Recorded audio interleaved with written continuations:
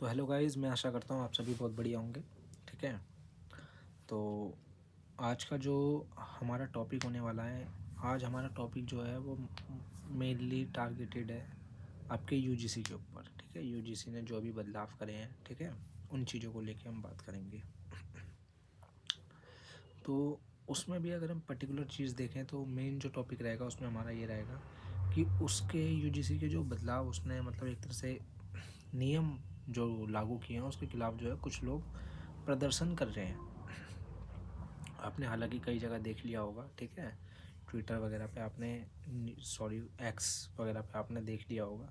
ठीक है, कुछ लोग प्रदर्शन कर रहे हैं, मतलब छोटे मोटे ही थोड़े बहुत लोग हैं, पर हमें ये जानना ज़रूरी है कि क्या रियलिटी में उनका प्रदर्शन करना जायज़ है या नहीं है।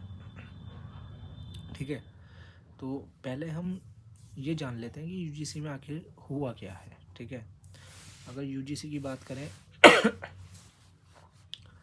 तो यूजीसी वो संस्था है जो हमारे डीयू वगैरह में, एक तरह से ऑल इंडिया में जो भी है, जो नियम बनाती है, एक तरह से यूनिवर्सिटी को रिकग्नाइज करती है कि ये यूनिवर्सिटी है, डिग्री दे सकती है, ये सब।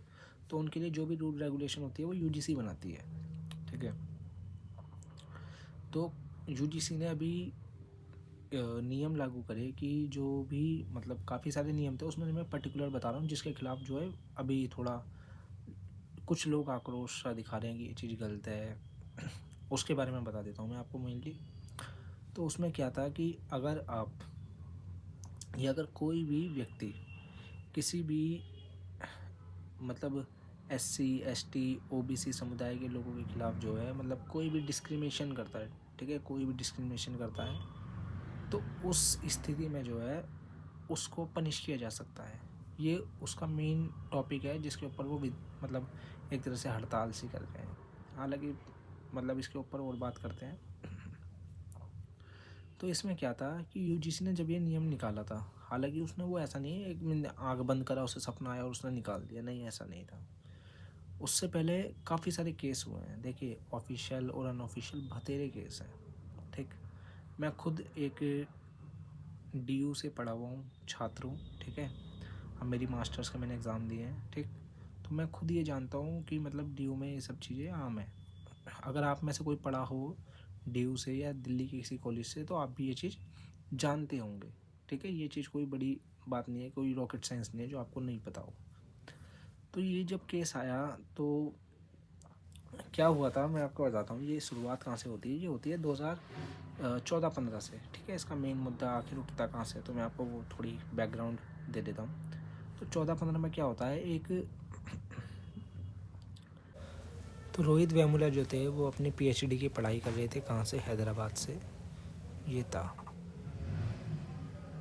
डिस्क्रिमिनेशन, मतलब कास्ट डिस्क्रिमिनेशन का मतलब शिकार होते हैं और इस कारण वो जो है आत्महत्या कर लेते हैं। ठीक है, अपने रूम में वो डेड पाए जाते हैं। उसके बाद पता लगता है कि भाई कास्ट डिस्क्रिमिनेशन होता है, जिस वजह से वो पीड़ित हो गए, उन्होंने अपने आप को आत्महत्या करना ज़्यादा सही समझा, तो वो ये चीज़ कर लेते हैं। ऐसे ही जो आपके थे दर्शन सोलंकी, इनके साथ भी ऐसा ही हो, मतलब ऐसे न जाने मतलब बतेरे केस है। मैं आपको क्या बताऊँ, बहुत केस है, बहुत मतलब बहुत रियलिटी बता रहा हूँ मैं आपको। अगर आप कभी सर्च करेंगे ना डीओ डिस्क्रिमिनेशन केस, आप मतलब गिनते गिनते थक जाएंगे, वो केस ख़त्म नहीं होने। और ये तो मैं वो बता रहा हूँ जो आप मतलब ऑफिशियली रिकॉर्ड है, अनऑफिशियली नहीं जाने कितने हैं। ठीक, तो ये होता है। तो इसके बाद क्या होता है कि ये जो है ना, रोहित वेमुला, इनकी जो मदर होती हैं वो सुप्रीम कोर्ट जाती हैं ये चीज़ लेके कि भाई ये चीज़ ठीक नहीं है, इसके ऊपर जो है एक्शन होना चाहिए। तो ये फिर केस चलता है सुप्रीम कोर्ट में कि सुप्रीम कोर्ट के जो जज हैं उनकी नज़र जाती है कि भाई ये चीज़ रियलिटी में ठीक नहीं है। तो वो यूजीसी को बुलाते हैं और कहते हैं भाई इसके खिलाफ कुछ करो और कुछ ऐसे नियम बनाओ जिससे लोग ये चीज़ ना करें। क्योंकि देखिए, भारत सभी का है। ठीक है, भारत देश में सभी का समान हक है। ठीक है, ऐसा नहीं किसी का ज़्यादा किसी का कम। ठीक है, सभी ने इसके लिए आज़ादी के लिए खून दिया है, पसीना दिया है, जो भी। तो इसी चीज़ को देते हुए यूजीसी को कहा जाता है कि भाई आप जो है इसको थोड़ा कानूनी तौर पे इसे मजबूत करो। हालांकि ऐसा था कि पहले जो है मतलब रैगिंग के खिलाफ जो है फॉर्म भराया जाता था, पर हालांकि उसका कुछ होता नहीं है। ठीक, होता नहीं था, ये रियलिटी थी।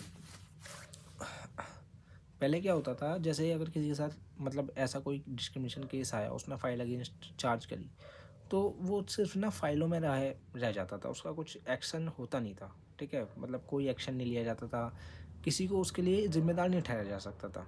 ठीक है, ये था। तो वो सिर्फ फाइल में दब के रह जाता था, बस 1 साल 2 साल 3 साल, उसके बाद तो सब भूल जाते थे, ये होता था। अब क्या हुआ है, इन्होंने जो रूल निकाला है इसमें बोला कि आप भाई जिम्मेदार हो गए। और तो जिम्मेदारी किसको दी, इसमें जिम्मेदारी एक तो यूनिवर्सिटी को, कॉलेज को और वीसी को, ठीक, वाइस चांसलर जो होते हैं आपके, उसको दी। अगर इसमें ये कहा गया कि अगर आप जो है इस मतलब किसी छात्र ने अगर अपनी कंप्लेंट लिखवाई है इस रिगार्डिंग में, तो आपको उसके खिलाफ एक्शन लेना पड़ेगा, और अगर आपने एक्शन नहीं लिया तो फिर आपके खिलाफ एक्शन होगा। ठीक है, ये चीज़ थी। क्यों? क्योंकि कई बार छात्र जो है मतलब इस ऐसी कंप्लेंट करते थे, टीचर अरे नहीं कोई बात नहीं, कंप्लेन एफआईआर तक हो गई, फिर उसके बाद ये ठीक है कोई नहीं, कुछ नहीं होना, ये वगैरह वगैरह ऐसा करके टाल दिया जाता था। और ये रियलिटी भी थी, ये रियलिटी भी थी, आपको लगे ऐसा नहीं है, ये रियलिटी भी थी। ठीक है, और मेरी बात को वो लोग ज़्यादा अच्छे से समझ सकते हैं जो डीयू से पढ़े हों या किसी भी यूनिवर्सिटी से पढ़े हों, मतलब थोड़ी रिकगनाइज्ड यूनिवर्सिटी, अगर इंडिया की बात करूँ, इंडिया में। ठीक है, तो जब ये चीज़ हुई और जब वो सुप्रीम कोर्ट गई, सुप्रीम कोर्ट ने कहा यूजीसी से भाई नियम बनाओ, तो उन्होंने नियम बनाए।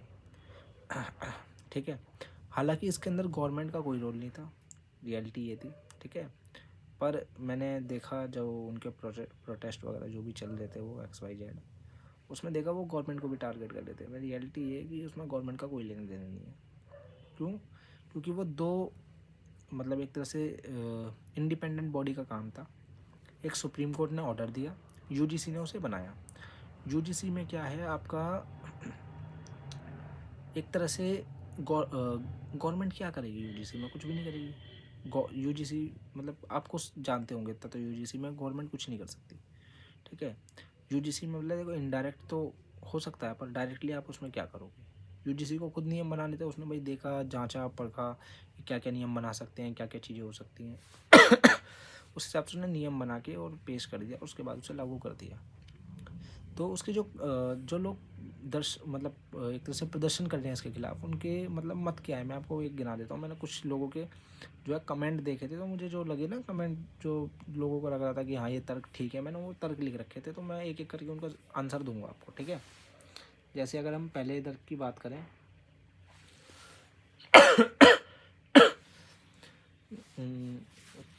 ठीक है, तो पहला तर्क है आंकड़ों और वास्तविकता को स्वीकारना। मतलब सिंपल सी बात, जो उसने मतलब लैंग्वेज में लिख रखा था उस व्यक्ति ने, वो तो मैं आपको सामने नहीं बोलूँगा, मैं उसको थोड़ा ऑफिशियली तौर पे लिख दिया कि आंकड़ों और वास्तविकता को स्वीकारना। ठीक है, ये क्या था कि वो लोग कहते कि मतलब इतने आंकड़े नहीं हैं। उनका कहना है कि भारत में किसी के साथ डिस्क्रिमिनेशन नहीं होता, मतलब डीयू में किसी के साथ डिस्क्रिमिनेशन नहीं होता, उनका ये कहना था। पर आप भी ये चीज़ बहुत अच्छे से जानते हो और मैं भी ये चीज़ बहुत अच्छे से जानता हूँ कि भारत में आपकी शादी किसी और कास्ट में होना ही बहुत बड़ी बात है। तो आप कॉलेज की तो खैर बात ही क्या करें। ठीक है, तो आप अगर आपको ऐसा नहीं लगता तो आप खुद अपने एक समाज में रहते हैं, आसपास के इलाके को देखते हैं, आप खुद देख लीजिए आप वहाँ पे है नहीं है। ठीक है, मैं आपको उसमें नहीं कहूँगा कि आप ज़्यादा डीपली जाइए, बस आप थोड़ा खुद देख लीजिए अपने हिसाब से, आपको खुद पता चल जाएगा कि मतलब क्या वो सही कह रहे हैं, क्या रियलिटी में वो ठीक कह रहे हैं, क्या उनका ये कहना ठीक है। ठीक, ये चीज़ है। इसका तो आंसर खैर आप खुद भी दे सकते हैं कि ठीक है, इसमें मैं क्या ही बोलूँ। ठीक है, तो दूसरा जो मुझे अच्छा लगा था वो जो वो कह रहे थे कि भाई ये चीज़ हो सकती है, मेरे को लगा हाँ इसका मुझे आंसर देना चाहिए। तो दूसरा था आपका, उनका कहना था कि जो मेरिट की रक्षा है ना वो भेदभाव मिटाकर ही होगी। ठीक, इसमें क्या था, यूजीसी में थोड़ा मतलब मेरिट बढ़ाने की बात की गई थी कि और जो है मतलब कुछ छात्रों को थोड़ा रिलैक्सेशन देने की बात की गई थी। तो उन्होंने कहा था कि वो कह रहे थे कि भाई मेरिट की रक्षा है ना भेदभाव मिटाकर ही होगी, मतलब भेदभाव मिटा दीजिए और उसके बाद ही मेरिट की रक्षा होगी। मेरिट मतलब आपको पता होगा जब मेरिट बनती है उस हिसाब से ही आपका जो है एडमिशन होता है डीयू के अंदर। ठीक, अगर इसकी बात करें तो इसमें कुछ लोग समर्थक में भी थे, कुछ लोग विपक्ष में भी थे। तो देखो हम समर्थक और विपक्ष दोनों देखते हैं पहले तो। समर्थक लोगों का कहना ये है कि भाई हमें अच्छी नॉलेज वाले लोगों को आगे भेजना चाहिए। वो ये कहते हैं, हमेशा उनका तर्क ये होता है कि जिस पे नॉलेज है वो आगे जाए। ठीक, उनका ये कहना है। पर जो विपक्ष में लोग होते हैं वो इनका ये तर्क होता है कि अगर आप सामने वाले को ऐसा माहौल ही नहीं देंगे कि वो अपने आप को सुधार पाए, तो वो कैसे फेयर कंपटीशन हो पाएगा। मान के चलिए आप किसी को मेंटली टॉर्चर कर रहे हैं, मैं आप मान के चलिए आपका एग्ज़ाम है 1 महीने बाद, और 50 मान के चलिए 30 छात्र वो हैं जो बिल्कुल एकदम फैमिली तौर से बैकग्राउंड से ठीक है, और उनके साथ कोई डिस्क्रिमिनेशन नहीं हो रहा, कोई भेदभाव नहीं हो रहा, और किसी तरह से उन्हें हरेश नहीं किया जा रहा। और एक आप हैं जिसको मतलब आपके साथ मान के चलिए भेदभाव हो रहा है, आपको कहीं ना कहीं हरेस किया जा रहा है, मेंटली आप डिस्टर्ब हो रहे हैं, और सेम एग्ज़ाम आता है, जो भी डिफ़िकल्टी लेवल है सेम रहती है। उसके बाद जो है मान के चलिए आप पे थोड़ा फाइनेंशियली थोड़े आप कमज़ोर हैं, और सामने वाला जो है फाइनेंशियली बहुत मजबूत है, और उसके बाद आप कहते हैं कि जो मेरिट है ना वो सेम लगनी चाहिए तभी सही बात होगी। आप खुद बताइए, क्या ये सही बात है? क्या उस बच्चे को रिलैक्सेशन नहीं मिलना चाहिए जो बच्चा मेंटली हरेस हो रहा है, या डिस्क्रिमिनेशन झेल रहा है, या फिर जो फाइनेंशियली इतना स्टेबल नहीं है, जिसके मदर फादर इतना फाइनेंशियली स्टेबल नहीं है? क्या आपको नहीं लगता उस बच्चे को भी मौका मिलना चाहिए आगे जाने का? तो यही यूजीसी ने कहा कि भाई उस बच्चे को मौका मिलना चाहिए। तो लोग उसके खिलाफ कहते हैं कि नहीं नहीं ऐसा नहीं होना चाहिए। तो अब आप खुद ही समझदार हैं कि ऐसा होना चाहिए नहीं होना चाहिए। देखिए, अगर मैं आप एक रियलिटी बताता हूँ। देखो, मेरी वीडियो मोस्टली सभी काफ़ी तरह के छात्रों के पास जाएगी, या काफ़ी तरह के लोगों के पास जाएगी, ठीक है। अगर आप पहले ही ये मान के बैठ जाएं कि नहीं ये चीज़ गलत है, ऐसा नहीं होना चाहिए, तो फिर तो मैं कुछ भी नहीं कर सकता। और आप पहले ही मान के बैठ जाएं कि नहीं ये चीज़ होनी ही चाहिए, तो भी मैं कुछ नहीं कर सकता। सिंपल, हमें अपना नज़रिया बदलना है, ठीक है। हमारा नज़रिया होना चाहिए, अगर चीज़ अच्छी है तो उसे अच्छा कहो, और बुरी है तो उसे बुरा कहो, चाहे वो किसी कैसी भी हो, ठीक है। चाहे वो कैसी भी हो, ठीक। वो हमारे हो सकता है हर चीज़ हमें पसंद ना आए, पर वो फ़ायदे की है, ठीक है। देश के फ़ायदे के लिए है, समाज के फ़ायदे के लिए, जनता के फ़ायदे के लिए। क्यों? क्योंकि हम देखते हैं कि समाज में ना बच्चे चीज़ें बहुत ज़्यादा अजीब हैं, जो हमें लगती हैं बहुत ज़्यादा सिंपल है। आप कभी अपने पेरेंट्स के पास बैठें और उनसे जानें कि आखिर ये समाज काम कैसे करता है। समाज में रियलिटी में इतनी क्रूरता है कि आप सोच भी नहीं सकते। सच्चाई है ये, रियलिटी। खासकर ये क्रूरता आपको जब देखने को मिलेगी जब आप एक लड़के हो, ठीक है। अगर आप एक लड़के हैं, ठीक, आप एक बॉय हैं और आप समाज में हैं, तो आप देखेंगे हर कोई आपको हर तरीके से जज करेगा, हर तरीके से। अगर आप ज़्यादा कमा नहीं रहे तो आपको जज किया जाएगा, अगर आप अच्छे दिख नहीं रहे तो आपको जज किया जाएगा, अगर आप तमीज़ से बात नहीं कर रहे तो आपको जज किया जाएगा, अगर आप अपने हक की बात मांग लेंगे तो आपको जज किया जाएगा, ठीक है। और मतलब हर कंडीशन में आपके साथ यही चीज़ होगी, ठीक है। बचपन में सेम चीज़, बड़े होके जी आपको संभालना है, बड़े होके आपको संभालना है। जब आप जवानी में आएंगे तब आपके साथ ये होगा कि भाई आपको खुद ये लगेगा कि अब चीज़ें जो है हमारे कंधे पे आती जा रही है, हमें देखनी है, हमें देखनी है। तो इन चीज़ों में ना मतलब कई बार इंसान फंस जाता है बहुत ज़्यादा। तो ये चीज़ भी मतलब बच्चे देखते हैं। मान के चलो कोई कॉलेज में है, तो वो ये चीज़ नहीं देख रहा कि मुझे कुछ साल बाद जॉब करनी है, और जॉब है नहीं, सरकार जो है जॉब के लिए कुछ कर नहीं रही है, ठीक है। आए दिन हम जो है देख रहे हैं कि यहाँ पे धांधली हो गई, यहाँ पे धांधली हो गई, पेपर बिक गए, ऐसा हो गया वैसा हो गया, आप भी देखते हैं, ठीक। तो इससे क्या होता है, बच्चे का मनोबल टूटता है। मतलब बच्चों क्या, पेरेंट्स का भी मनोबल टूट जाता है कि भाई ऐसा है, हमारा बच्चा मेहनत कर रहा है उसके बाद भी नहीं हो रहा, तो वो सोचते हैं शायद हमारा बच्चा काबिल नहीं है। पर रियलिटी है कि बच्चे, जिन लोगों के पास पैसा है ना, वो पैसा दे के लग जाते हैं।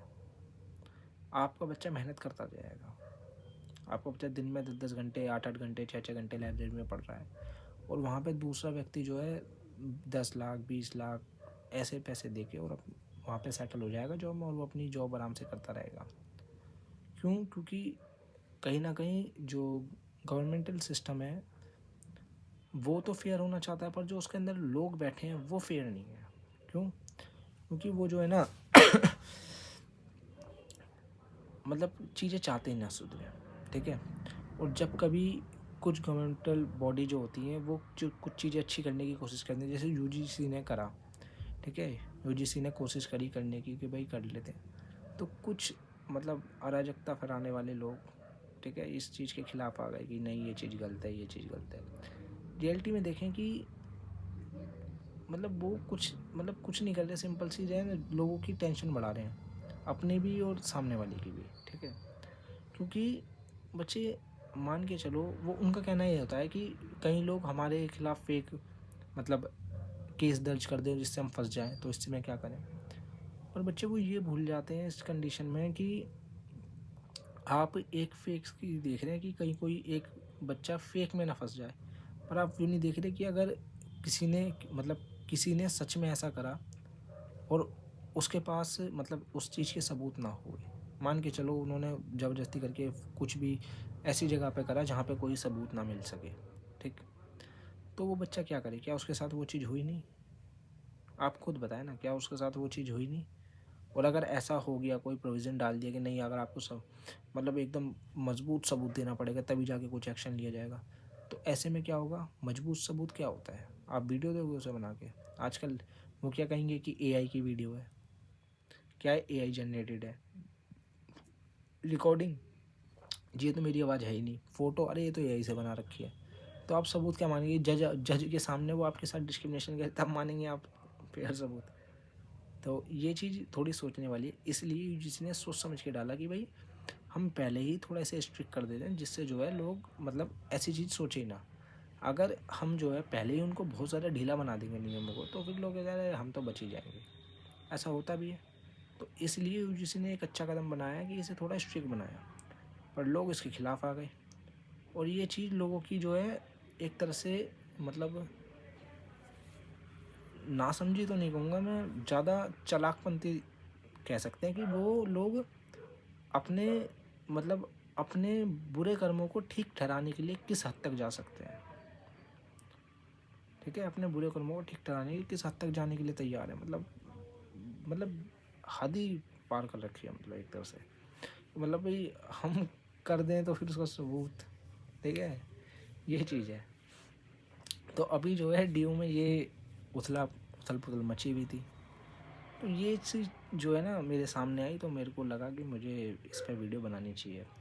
और लास्ट टाइम जो हमने वीडियो बनाई थी दुनिया में क्या चल रहा है, वो आपने को बहुत पसंद आई थी, ठीक है।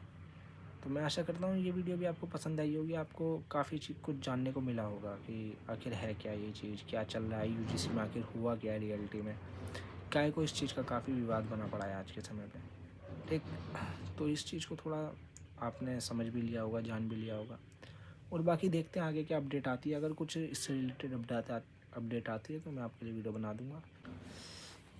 तो कई बार हमने देखा है कि कुछ संस्थाएं जो हैं कुछ अच्छा काम करना चाहती हैं, तो उन्हें कई बार कुछ अराजक लोग जो हैं रोकने की कोशिश करते हैं।